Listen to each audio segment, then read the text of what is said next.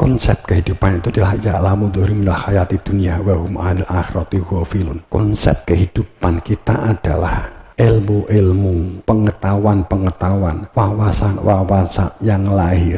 Jangan pernah menjadikan kamu lupa dengan kehidupan yang batin, kehidupan akhirat. Jangan menjadi orang yang hanya mengejar habis-habisan tentang kehidupan dohir, tentang kehidupan dunia, tapi lalai menjadi orang-orang yang hamba Allah, yang lalai terhadap kehidupan akhirat. Maka sekali lagi, jika kita menjadi orang-orang yang habis-habisan macain dunia dikopiai, dunia disorbani, dunia dijubai, artinya kehormatannya jubah, kesuciannya sorban, keagungannya kopiah.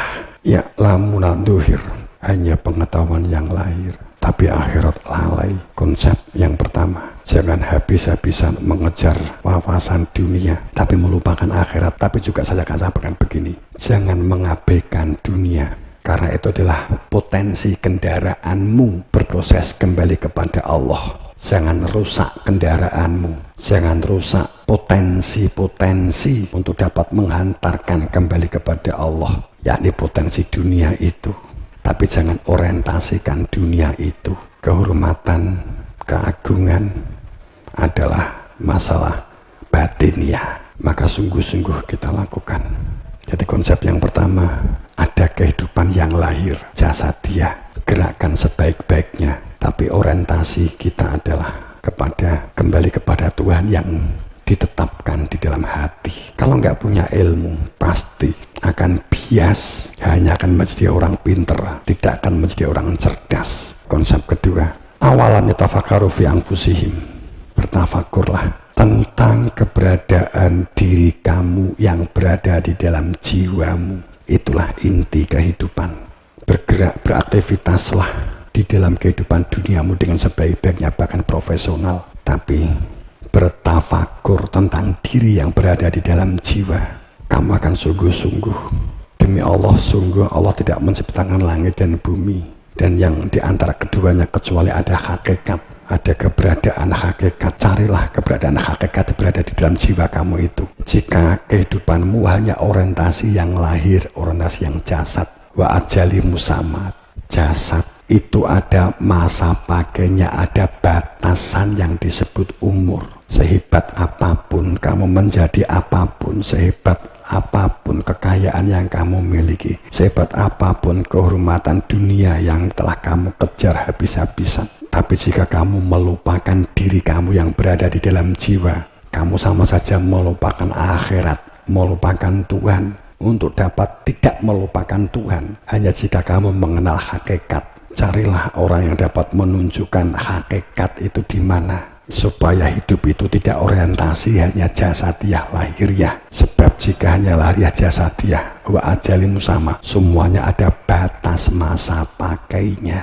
umur. Wa inaka athramminanas, sungguh banyak dari manusia biliqa'i rabbihim, dengan pertemuan untuk kembali kepada Tuhannya, dapat menyatakan selamat, damai, tentram. Itu adalah diri yang berada di dalam dada, bukan jasad, bukan mata, bukan telinga, tapi diri yang berada di dalam dada, di dalam rasa biliqa'i rabbihim. Tapi itu semua banyak manusia mengingkari. Saya harap dapat diambil titik tengahnya. Ogak kedunyan, tapi faktanya ini dunia, ojo kedunyan, tapi faktanya kula niki teng dunia. Saya nggak mikirkan akhirat, aku wong di dunia. Faktanya kamu itu punya hati, kamu abaikan. Makanya posisinya, yang positioningnya yang paling urgent, dunia fahami hanya sebagai alat media menghantarkan diri kamu yang batin untuk kembali kepada Allah. Wes, engko nek dunia nggak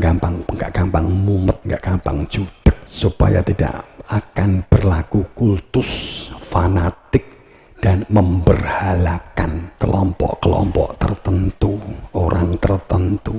Silakan kamu fanatik kepada seseorang, ulama berulang, silakan. Tapi jika ulama itu dapat bertanya, karena Imam Al-Ghazali kan memberikan rumusan bidani ulama bisu, ulama syaitan, dan ulama aulia Allah itu seperti apa. Jika kamu bertanya surga, dia bisa menjelaskan bukan dari katanya, tapi karena dia melihat sendiri. Kalau kamu tanya Allah, dia bukan dari katanya, tapi dia dapat melihat Allah, dan kamu dapat ditunjukkan ini loh yang punya nama Allah. Jika orang itu minta bertanya bagaimana cara bersaksi, bukan dari katanya atau dari buku, tapi dia memang dapat menunjukkan ini loh cara bersaksi.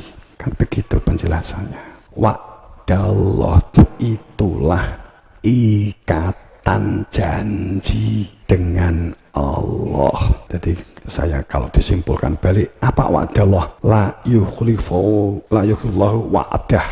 Yang walakina aktsara, yang wa'dah walakina aktsarahu aktsarnas la ya'lamun. Yang kebanyakan manusia tidak tahu tentang wa'dallah itu. Apa itu? Jangan menjadi orang yang hanya berwawasan, berpengetahuan yang lahir dari kehidupan dunia, orientasi dunia, dunia tujuan dunia, nafsu untuk nafsu dunia, tapi tentang akhirat lalai bahwa hidupmu itu ada kehidupan yang lahir dan ada kehidupan yang batin, yang isi. Dan inti kehidupanmu adalah kehidupan yang isi, bukan kehidupan yang lahir. Bersungguh-sungguhlah.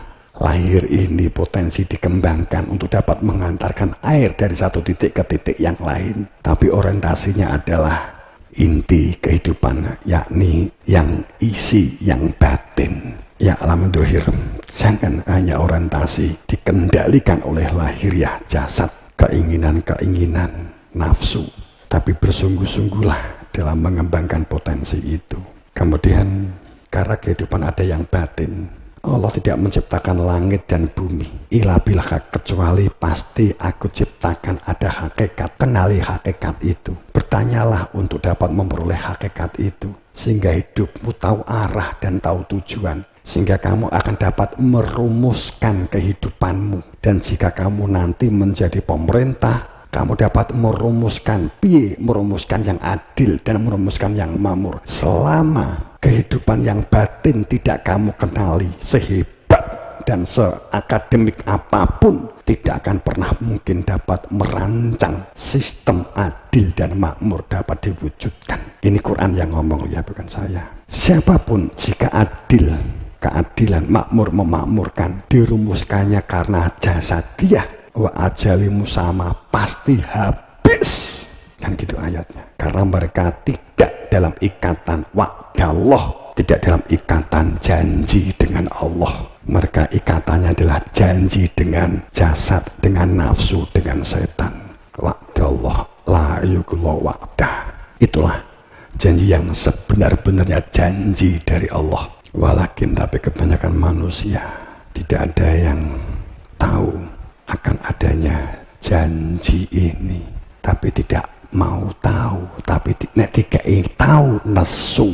Makanya kan ada ungkapan politik, dalam politik tidak mungkin mencari pemimpin yang baik, benar dan jujur. Namun kalau mencari pemimpin yang ideal dengan sistem pembenaran, maka itu memungkinkan. Pembenaran konsep ideal dapat dirumuskan, kemudian disepakati sesuai dengan interpretasi masing-masing kelompok dan golongan. Kan begitu.